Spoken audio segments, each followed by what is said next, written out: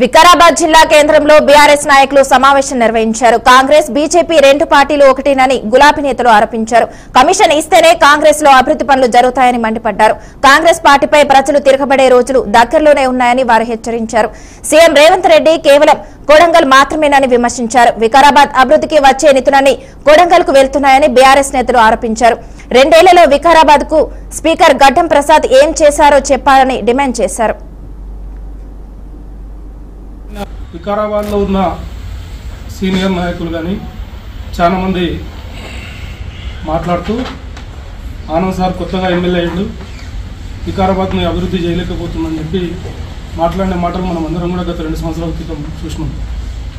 మరి ఇప్పుడు కాంగ్రెస్ పార్టీ అధికారంలోకి వచ్చి 2 సంవత్సరాలు గడిచింది కదా, ఇప్పుడు కూడా మనం చూస్తూ ఉన్నాం.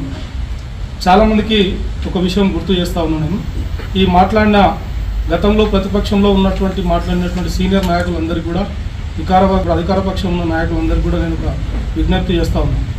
గత 5 సంవత్సరాల్లో ఆనంద్ సార్ గారు ఎమ్మెల్యేగా ఉన్నప్పుడు వికారాబాద్ నియోజకవర్గాన్ని ప్రతిరోజు కూడా అసెంబ్లీలో ఏదో ఒక సమస్య పెట్టి సమస్య మీద మాట్లాడి పరిష్కారం అయ్యే విధంగా కృషి చేసినటువంటి వ్యక్తి, చదువుకున్న వ్యక్తి. ఆ రోజు మనం అందరం కూడా అసెంబ్లీలో ఎన్నిసార్లు మాట్లాడి మనం చూసినాం. గతంలో వికారాబాద్కు మెడికల్ కాలేజ్ రాదు, ఇతర ప్రాంతాలకు తరలుతుందంటే ముఖ్యమంత్రి గారిని ఒప్పించి అసెంబ్లీలో మాట్లాడి వికారాబాద్ జిల్లా హెడ్ క్వార్టర్లో మెడికల్ కాలేజ్ ఉండాలని చెప్పి కృషి చేసి సాధించిన వ్యక్తి మన మాజీ శాసనసభ్యులు గారు. అదేవిధంగా దాంతోపాటు వికారాబాద్ జిల్లాలో హెడ్ క్వార్టర్లో ఉండాల్సిన ఆయుష్ ఆసుపత్రి కానీ, మెడికల్ 100 పడకల ఆసుపత్రి కానీ, ఇట్లా ఇది బ్రిడ్జి కానీ, ఇంకా రకరకాలు ఏది తీసుకున్నా ఏదున్నా వికారాబాద్కే కావాలని అసెంబ్లీలో కొట్లాడింది చూసినాం. ముఖ్యమంత్రి గారిని మంత్రులను కూడా కలిసి వికారాబాద్కు కావాలని చెప్పి ఒక వాయిస్ వినిపించిన